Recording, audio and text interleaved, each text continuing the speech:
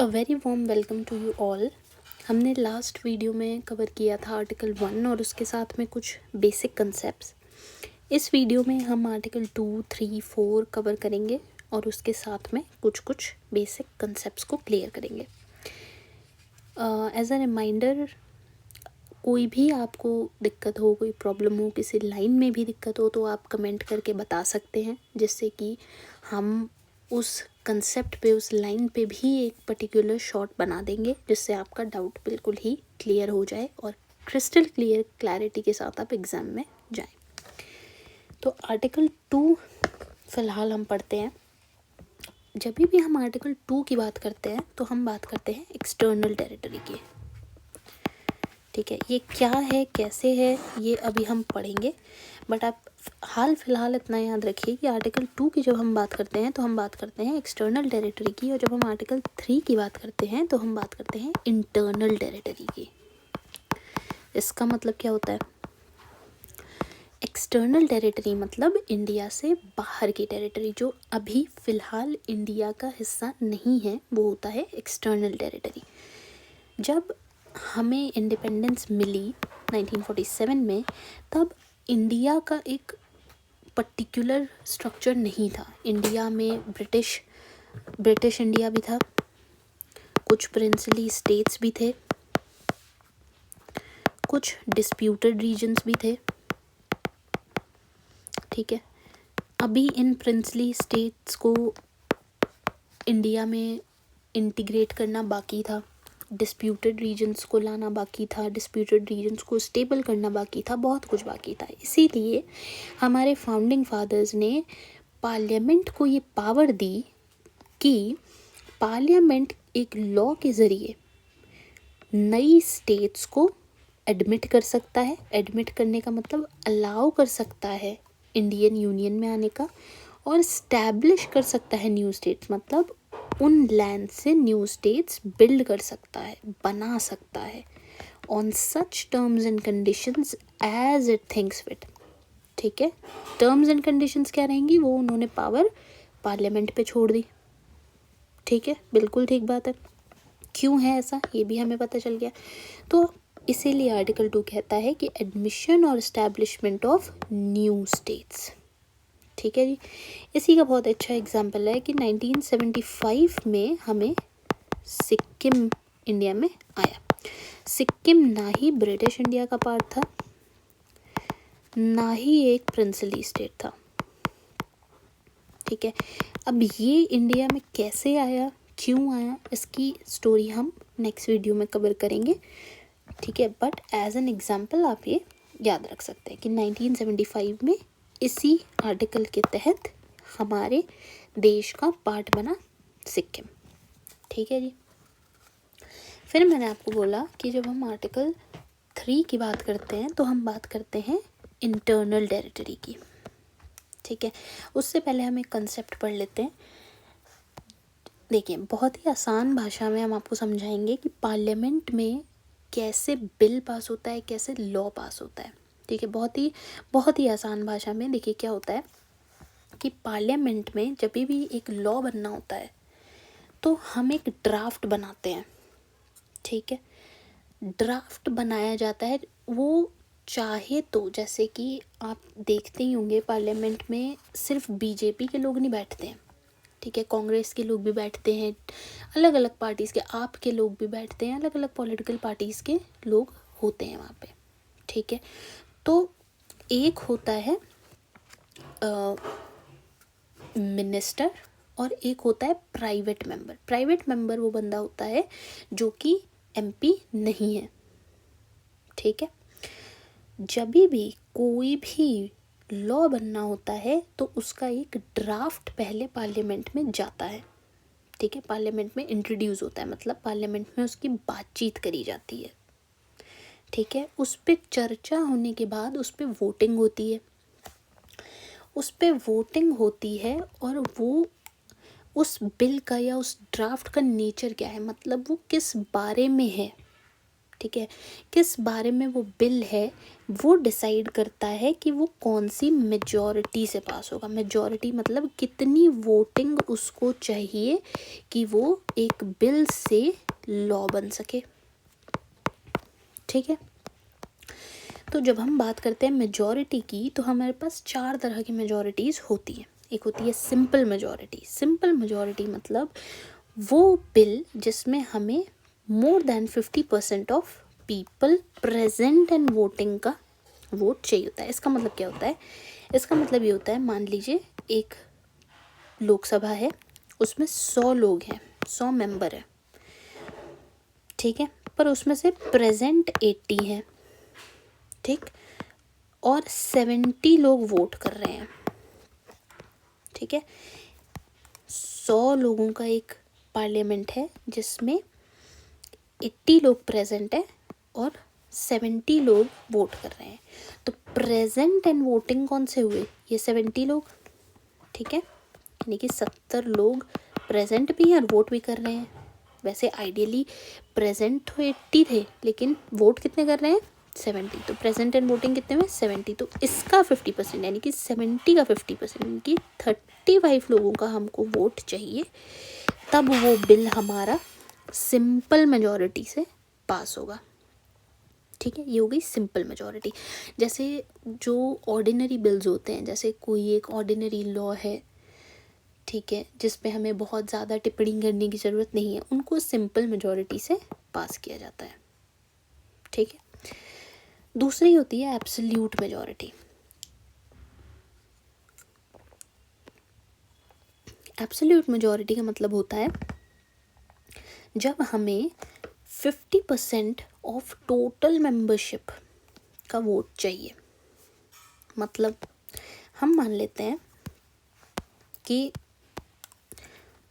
100 लोग हैं लोकसभा में, ठीक है, इसमें से 10 सीटें वेकेंट हैं और 90 सीटें भरी हुई हैं। वेकेंट सीट मतलब इन पे कोई भी मंत्री नहीं है, ये पूरे 5 साल के लिए वेकेंट है या हाल फिलहाल वेकेंट है।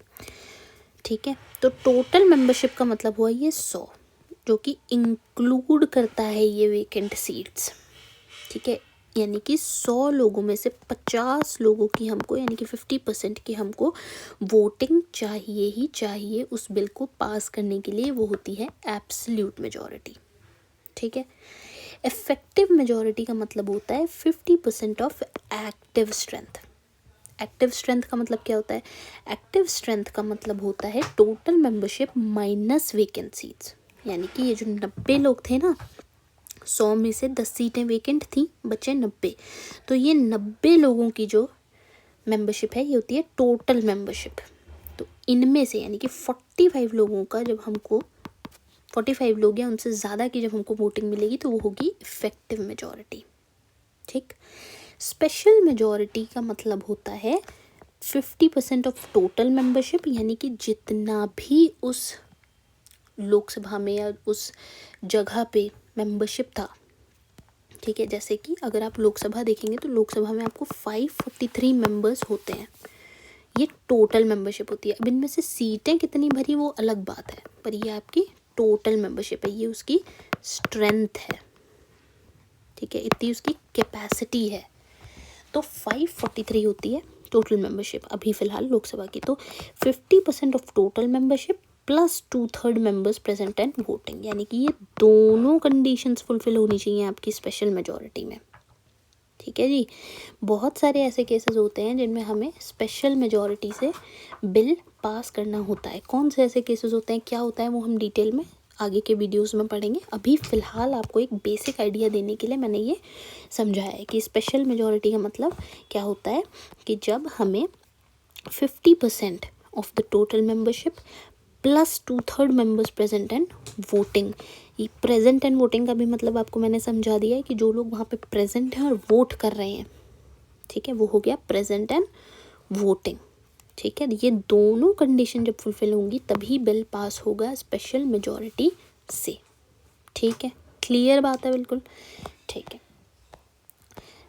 हम जब भी कोई अमेंडमेंट पास करते हैं, यानी कि कॉन्स्टिट्यूशन में जब हम अमेंडमेंट करते हैं तो वो आर्टिकल होता है आर्टिकल 368।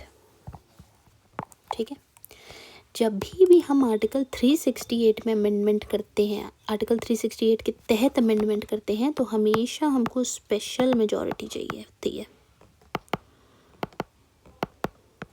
ठीक है, कोई भी बदलाव या कोई भी बिल जो सिंपल मेजॉरिटी से पास होता है, that is not a constitutional amendment bill या एक्ट। तो इसलिए सिंपल मेजॉरिटी आर्टिकल 368 का पार्ट नहीं है। इसको हम बहुत आसान भाषा में समझाते हैं। जब भी हमें, ये कॉन्स्टिट्यूशन है हमारा, इसमें जब भी हमें चेंज करना होगा तो हमें बिल स्पेशल मेजॉरिटी से पास करना होगा। स्पेशल मेजॉरिटी को हम थोड़ा और एग्जाम्पल के थ्रू देख लेते हैं। जैसे मान लीजिए 99 मेंबर्स हैं आपके, बैठे हैं, 99 मेंबर्स का ये लोकसभा है फॉर एग्जांपल। ठीक है, फॉर एग्जांपल 99 मेंबर्स का लोकसभा है। ठीक है, तो 99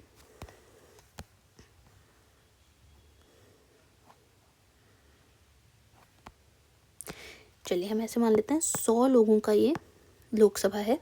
ठीक है, और उसमें से 99 प्रेजेंट एंड वोटिंग है।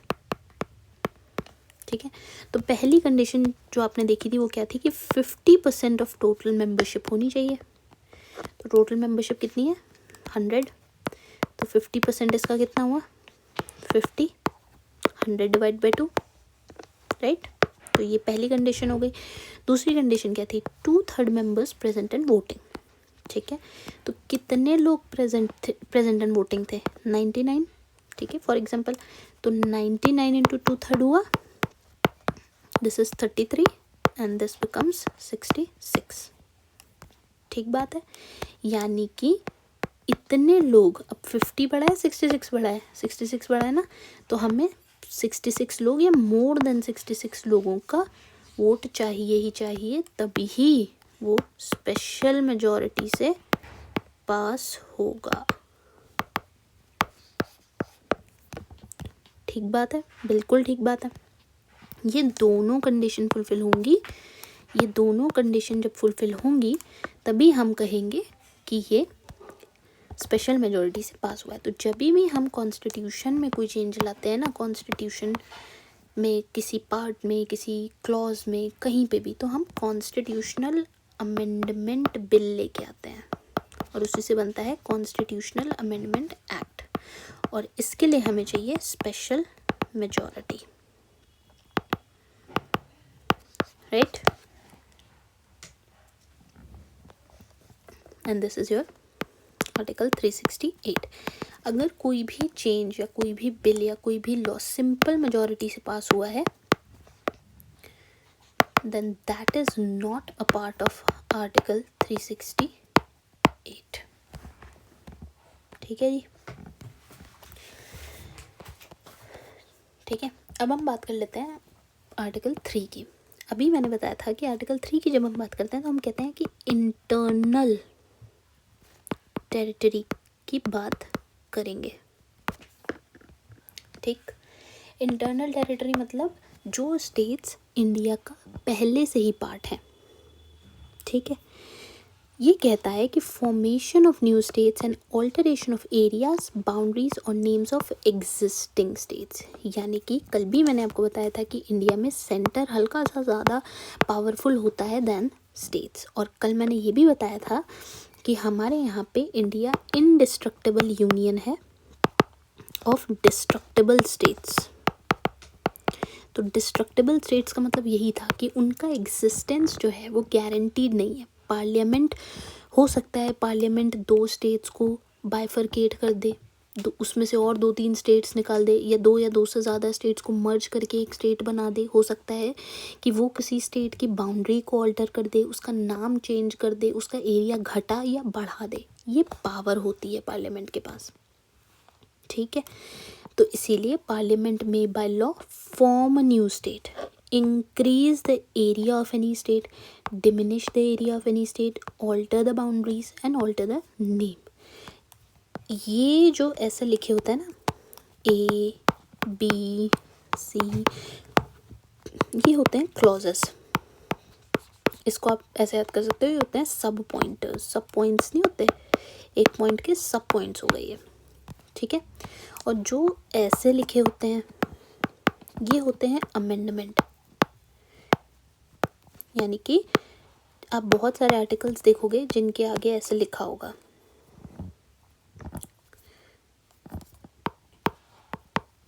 तो मतलब ये आर्टिकल्स हमने अमेंडमेंट से ऐड किए हैं, ठीक है, क्लियर।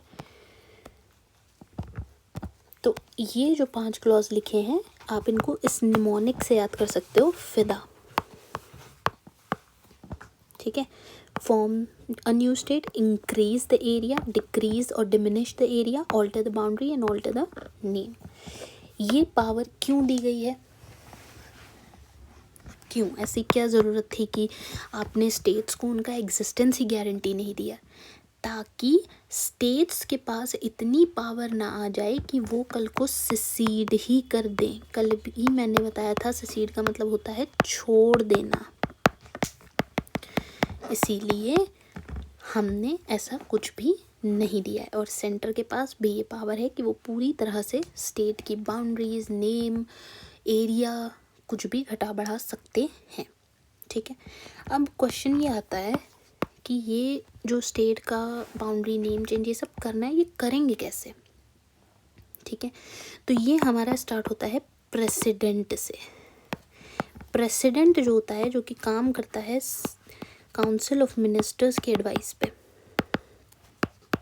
ठीक है। काउंसिल ऑफ मिनिस्टर्स यहाँ आपका सेंटर हो गया, ठीक है। सेंटर की स्टेट से ज़्यादा पावर है।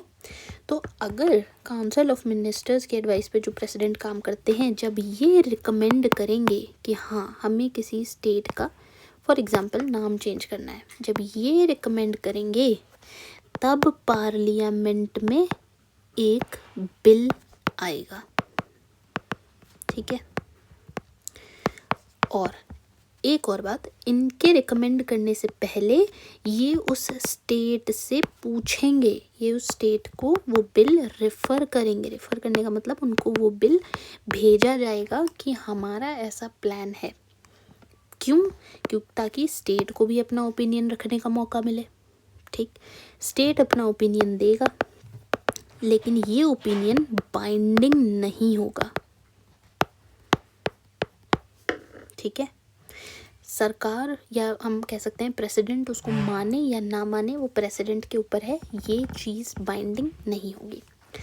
प्रेसिडेंट ने रिकमेंड किया तो पार्लियामेंट में एक बिल इंट्रोड्यूस हुआ, ठीक। और ये बिल पास करने के लिए हमें सिंपल मेजॉरिटी चाहिए, ठीक है। यानी कि अभी मैंने बताया था जो भी बिल सिंपल मेजॉरिटी से पास होता है वो कॉन्स्टिट्यूशनल अमेंडमेंट बिल या एक्ट नहीं होता है, ठीक है। तो अब आप देखो सेंटर कितना स्ट्रॉन्ग है। सेंटर लिटरली स्टेट का नाम, बाउंड्री, एग्जिस्टेंस तक चेंज कर सकता है ओनली बाय सिंपल मेजॉरिटी। उसको लिटरली स्पेशल मेजॉरिटी की भी ज़रूरत नहीं है, ठीक है। वो literally 50% of the members present and voting का वोट ले लेगा और स्टेट का जो भी उसको चेंज करना होगा चेंज कर देगा। As simple as that. कुछ भी इसमें आई थिंक कंफ्यूजिंग नहीं है, ठीक है।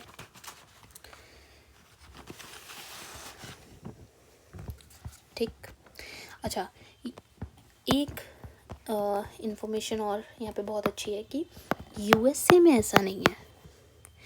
यूएसए में आप स्टेट्स का नाम, बाउंड्री और ये सब ऐसे ही नहीं चेंज कर सकते, ठीक है।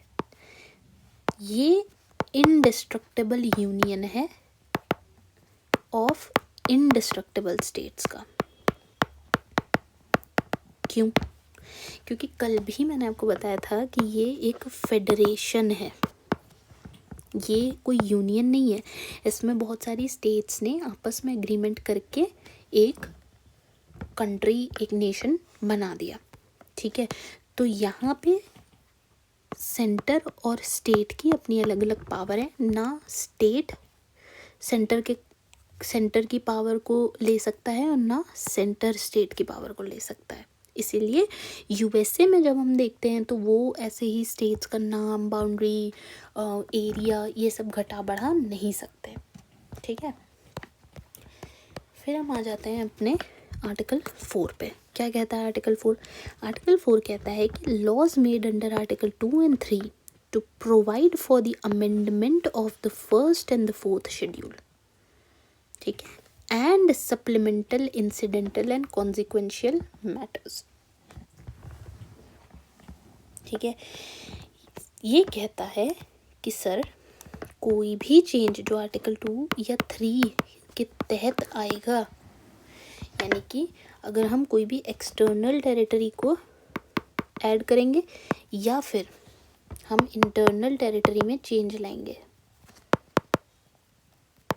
ठीक है, अगर वो देखिए आर्टिकल शेड्यूल 1 जो है वो बताता है स्टेट और यूनियन टेरिटरी की लिस्ट,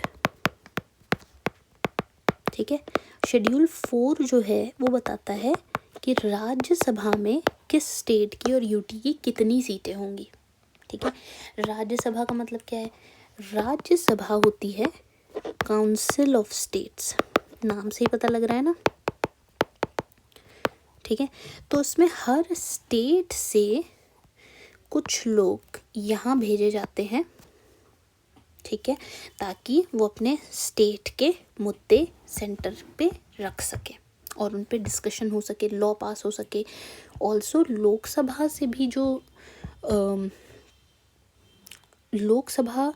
भी जो बिल आते हैं, जैसे फॉर एग्जांपल हमें कहीं कहीं जगह पे राज्यसभा की ज़रूरत भी पड़ती है, ठीक है। कहीं कहीं कोई बिल ऐसे भी होते हैं जिनमें हमें लोकसभा और राज्यसभा दोनों का रैटिफिकेशन चाहिए, यानी कि दोनों में वोटिंग चाहिए। कहीं कहीं पे हमको सिर्फ लोकसभा की वोटिंग चाहिए होती है, कहीं कहीं पे हमें दोनों की वोटिंग चाहिए होती है, मतलब ज़्यादातर दोनों की ही वोटिंग चाहिए होती है, ठीक है। तो ये राज्यसभा का रोल है, ठीक है।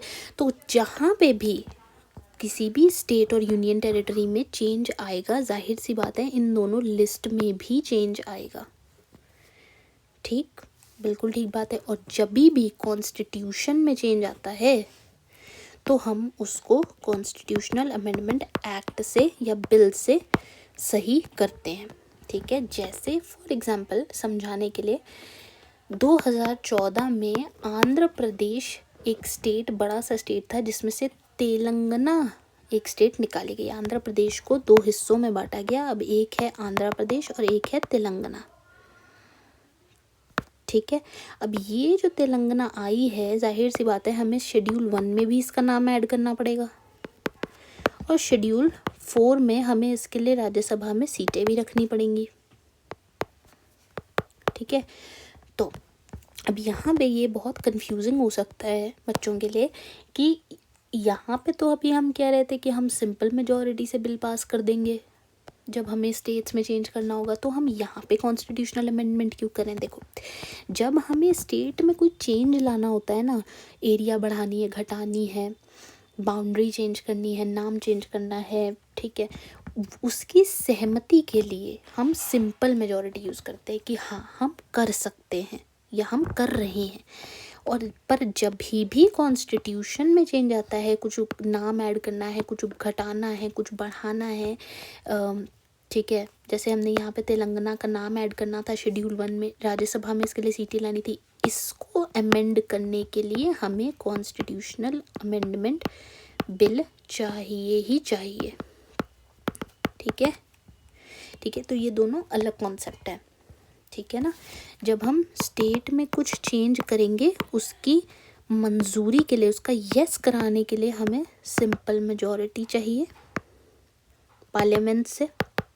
स्टेट का तो कंसेंट हो ना हो कोई दिक्कत ही नहीं है, और पर जब हम एक्चुअली उसको करेंगे और शेड्यूल 1 में और शेड्यूल 4 में चेंज लाएंगे, तब हमें कॉन्स्टिट्यूशनल अमेंडमेंट बिल पास करा के कॉन्स्टिट्यूशनल अमेंडमेंट एक्ट लाना पड़ेगा, ठीक है। यही कहता है आपका आर्टिकल 4, ठीक बात है, बिल्कुल ठीक बात है। अब जैसे इसका एक एग्जाम्पल है, ये देखिए, इसका एक बहुत अच्छा एग्जाम्पल है। ये जगह है बेरूबारी यूनियन, ठीक है, बिल्कुल इंडिया बांग्लादेश बॉर्डर पे पड़ती है। 1947 में रैडक्लिफ लाइन ने इंडिया पाकिस्तान बनाया था, ठीक है ना, इंडिया पाकिस्तान का बॉर्डर बनाया था, दिस इज रैडक्लिफ लाइन, ठीक है। तो चूँकि ये काम बहुत जल्दी जल्दी में हुआ था, उस वजह से बहुत सारा जो बॉर्डर एरिया था वो अनक्लियर था और बहुत सारे एरियाज डिस्प्यूटेड थे, ठीक है। उसी में से एक बेरूबारी भी एरिया था जो डिस्प्यूटेड था। इंडिया कहता था ये हमारा है, पाकिस्तान कहता था ये हमारा है, ठीक बात है। तो 1958 में एक अग्रीमेंट हुआ, नेहरू नून एग्रीमेंट, ठीक है। नेहरू हमारे प्रधानमंत्री और नून जी यानी कि फ़िरोज़ खान नून पाकिस्तान के प्रधानमंत्री, ठीक है। इन्होंने एग्रीमेंट किया कि सर ऐसा है, इस पर लड़ना वड़ना नहीं चाहिए, हम क्या करते हैं, हम बेरूबारी को स्प्लिट कर लेते हैं, ठीक है, हम थोड़ा सा इंडिया में रख लेते हैं, थोड़ा सा पाकिस्तान में रख लेते हैं। तो इंडिया ने डिसाइड किया कि इंडिया जो है पार्ट ऑफ बेरूबारी उनको दे देगा, ठीक।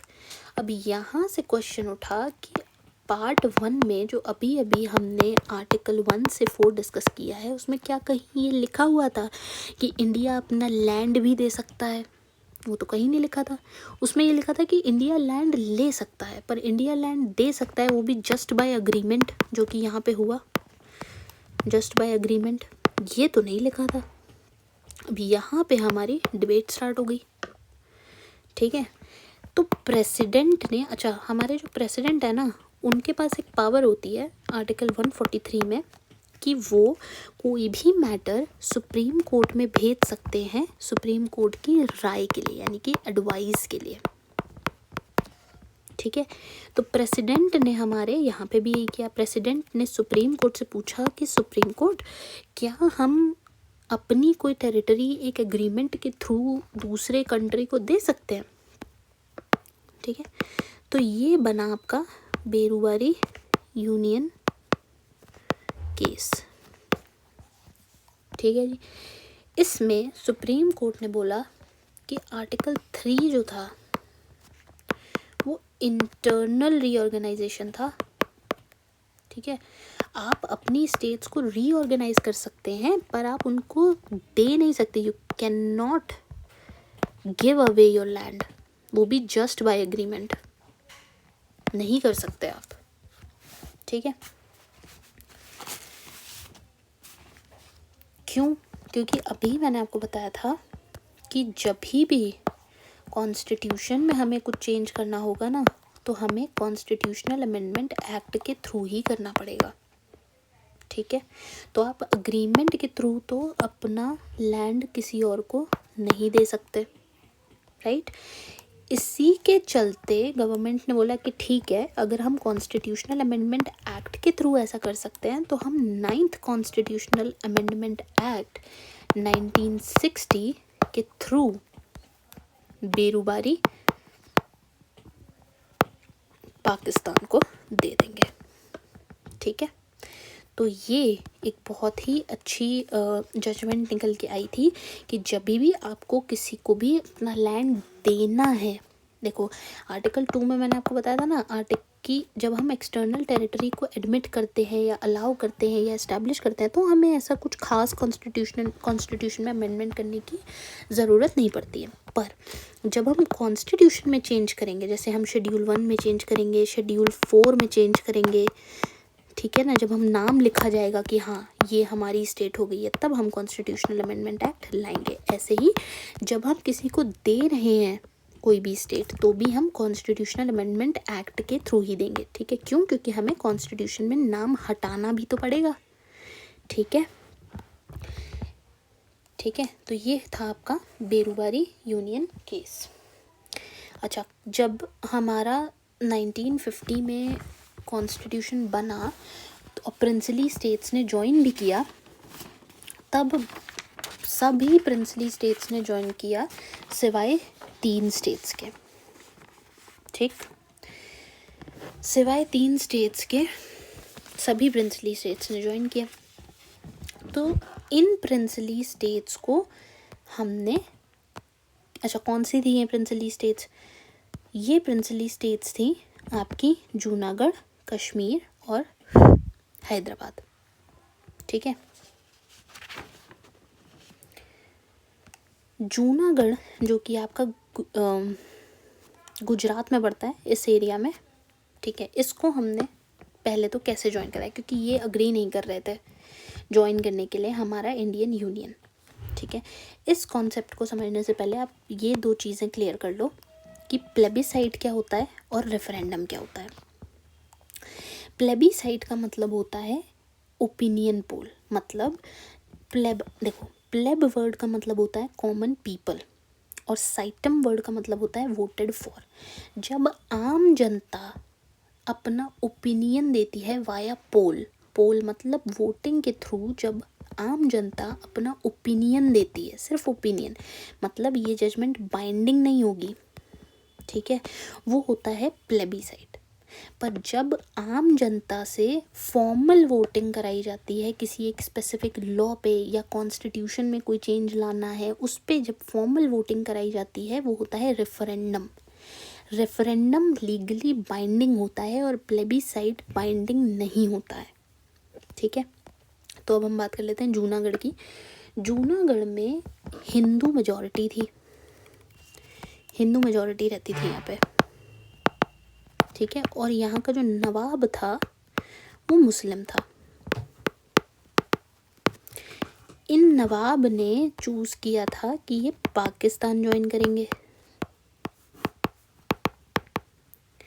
बट चूँकि यहाँ पे हिंदू मेजॉरिटी थी तो जाहिर सी बात है इन मेजॉरिटी ने यहाँ पे रिवोल्ट किया कि सर हम पाकिस्तान ज्वाइन नहीं करेंगे। और इसी रिवोल्ट के चलते, और इसमें जो हमारा सेंटर था यानी कि जो इंडियन गवर्नमेंट थी वो इनको सपोर्ट करती थी। ठीक है, तो यहाँ पे हुआ था रेफरेंडम कि क्या आप पाकिस्तान ज्वाइन करना चाहते हैं या इंडिया ज्वाइन करना चाहते हैं। ठीक है, सॉरी प्लेबिसाइट हुआ था, प्लेबिसाइट हुआ यहाँ पे, प्लेबिसाइट हुआ कि आप इंडिया ज्वाइन करना चाहते हैं या पाकिस्तान। ऑब्वियसली उन्होंने इंडिया चुना और तब से ये हमारे इंडिया का पार्ट बना। ऐसे हमारा जूनागढ़ इंडिया का पार्ट बना। ठीक है, ये हो गई जूनागढ़ की स्टोरी। अब आते हैं कश्मीर में। कश्मीर में एक हिंदू रूलर थे जिनका नाम था महाराजा हरी सिंह। ठीक है, इनका कहना था कि ये इंडिपेंडेंट स्टेट बनाएंगे। ठीक है, जिस वजह से अक्टूबर 1947 में यहाँ पे ट्राइबल इन्वेजन हुआ बाय पाकिस्तान। अब जब ट्राइबल इन्वेजन हुआ तो इन्होंने इंडिया से मदद मांगी, जिस पे इंडियन गवर्नमेंट ने बोला कि आप पहले इंस्ट्रूमेंट ऑफ एसेशन यानी कि आप पहले इंस्ट्रूमेंट ऑफ एसेशन साइन करिए, यानी कि आप पहले इंडिया का हिस्सा बनिए और तभी हम आपको अपनी आर्मी भेजेंगे हेल्प करने के लिए। इसके चलते ही इन महाराजा ने ये इंस्ट्रूमेंट ऑफ एसेशन साइन किया।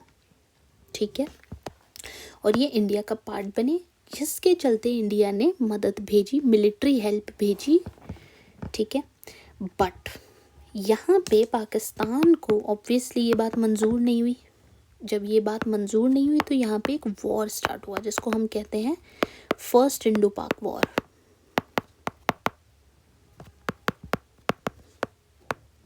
जो कि हुआ 1947 में।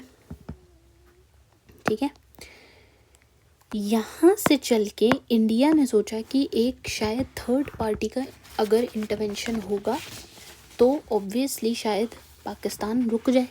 तो इंडिया यहाँ पे जाते हैं यूएन के पास में कि शायद यूएन इन्हें रोक सके। ठीक है जी, यूएन ने बोला कि सर ऐसा है, हम एक कमीशन बनाते हैं। कमीशन ने यहाँ पे यूएन ने कमीशन बनाई जिसने बोला कि सर यहाँ पे आप सीज़ फायर करिए पहले तो, यानी कि जो जहाँ है वो वहीं रुके और इस वॉर को रोका जाए, ठीक है, अपनी अपनी मिलिट्री फोर्स का विड्रॉवल हो, जिसके चलते फ्यूचर में एक प्लेबिसाइट होगा, वोटिंग होगी यानी कि, और उससे डिसाइड होगा कि कश्मीर का फ्यूचर क्या है। बट ये प्लेबिसाइट कभी हुआ ही नहीं, ठीक है। 1949 में ये जो सीज़ फायर की लाइन बनी, आज हम उसी को कहते हैं लाइन ऑफ कंट्रोल, LOC, ठीक है जी। तो बहुत लोगों को ये भी कन्फ्यूजन होता है कि LOC एक इंटरनेशनल बाउंड्री है, तो नहीं, LOC एक इंटरनेशनल बाउंड्री नहीं है, LOC एक मिलिट्री कंट्रोल लाइन है, ठीक है। अच्छा, जो थर्ड स्टेट है हमारी वो है हैदराबाद। अब ये कैसे आई इंडिया में? ये हमारी बिगेस्ट प्रिंसली स्टेट थी, ठीक है, जिसका रूलर था निज़ाम, इसको निज़ाम रूल करता था। अब यहाँ पे मेजॉरिटी पॉपुलेशन हिंदू थी और रूलर मुस्लिम था, ऑब्वियसली निज़ाम, ठीक है ना। निज़ाम ने बोला कि यहाँ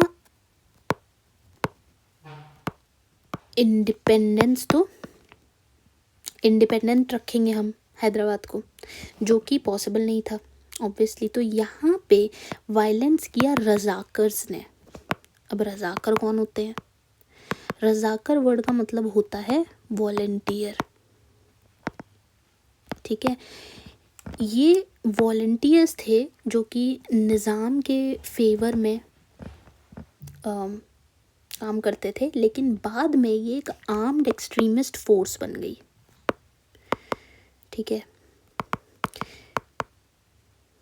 बाद में ये आर्म्ड एक्सट्रीमिस्ट फोर्स बनी, जिसकी वजह से 1948 में हमने किया, यानी कि इंडियन गवर्नमेंट ने किया ऑपरेशन पोलो, यानी कि मिलिट्री एंटर हुई और इनके अगेंस्ट हमने लड़ा, जिससे हैदराबाद ने 5 दिन के अंदर सरेंडर किया और ये इंडियन यूनियन का पार्ट बनी, ठीक है जी, ठीक है।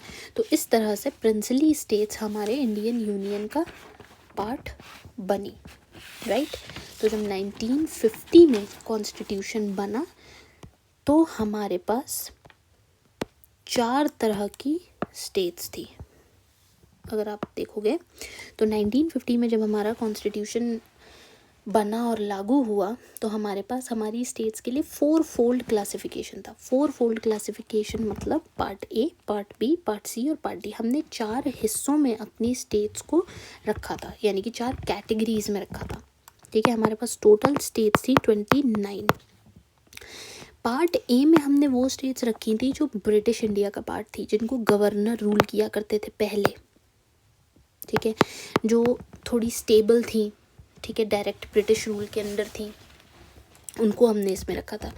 जैसे मद्रास, बॉम्बे, यूनाइटेड प्रोविंस, बिहार, वेस्ट बंगाल, ये पार्ट ए में थी, ठीक है, स्टेबल थी। पार्ट बी में हमने उन स्टेट्स को रखा था जो प्रिंसली स्टेट्स थी, जैसे हैदराबाद, मैसूर, जम्मू कश्मीर, राजस्थान, इनको, ठीक है। पार्ट सी में हमने उन स्टेट्स को रखा था जो थोड़ी छोटी थी और ब्रिटिश के टाइम पीरियड में उनको चीफ कमिश्नर रूल किया करते थे। चीफ कमिश्नर कौन थे? ब्रिटिश के टाइम पे जो स्टेट्स बहुत छोटी थी और डायरेक्ट सेंटर के कंट्रोल में थी, वहाँ पे हमने यानी कि ब्रिटिश गवर्नर्स के ही हमने रिप्रेजेंटेटिव्स बिठाए थे ब्रिटिश एडमिनिस्ट्रेशन ने, उनका नाम था चीफ कमिश्नर। तो जो चीफ कमिश्नर की प्रोविंसेस हुआ करती थी ब्रिटिश इंडिया में, जैसे कि दिल्ली हो गई, अजमेर हो गया, कूर्ग हो गया, वो पार्ट सी में आई, ठीक है। और पार्ट डी में सिर्फ एक स्टेट थी जो कि थी अंडमान एंड निकोबार, ठीक है। इसकी स्ट्रेटेजिक नेवल इम्पोर्टेंस है, ठीक है, इसीलिए इसको डायरेक्ट सेंटर के कंट्रोल में रखा गया। तो जब 1950s में कॉन्स्टिट्यूशन लागू हुआ तो हमारे पास ऐसे आप मान लो कि हमने अपनी 29 स्टेट्स को 4 कैटेगरीज में बांटा कि कौन सी स्टेबल है, कौन सी कम स्टेबल है। तो ये वाली देखो आपकी सबसे ज़्यादा स्टेबल थी। फिर ये प्रिंसली स्टेट्स, ये अभी अभी इंडियन यूनियन में ऐड हुई हैं, तो इनको स्टेबल होने में भी थोड़ा सा टाइम लगेगा। पार्ट सी में आपके चीफ कमिश्नर की प्रोविंसेस रखी गई जो कि बहुत छोटी हुआ करती थी और सेंटर के डायरेक्ट कंट्रोल में थी। और पार्ट डी में था अंडमान एंड निकोबार। ठीक है, तो ये हमारा हो गया आर्टिकल 2, 3 और 4 और उसके साथ में कुछ बेसिक कंसेप्ट्स। अब नेक्स्ट वीडियो में हम पढ़ेंगे कि हमारी इंडिपेंडेंस के बाद और कॉन्स्टिट्यूशन लागू होने के बाद कैसे स्टेट्स रीऑर्गेनाइज हुई और प्रेजेंट डे इंडिया में जो स्टेट्स हैं वो कैसे बनी। ठीक है, क्या स्टोरी है उनके पीछे, ये हम नेक्स्ट वीडियो में जानेंगे। आई होप आपको सब चीज़ समझ में आ गई है। जो भी चीज़ आपको नहीं समझ में आई है प्लीज़ आप कमेंट करके बता सकते हैं, उसको हम और ज़्यादा क्लैरिफिकेशन के साथ शॉर्ट्स में क्लियर कर देंगे। Thank you so much.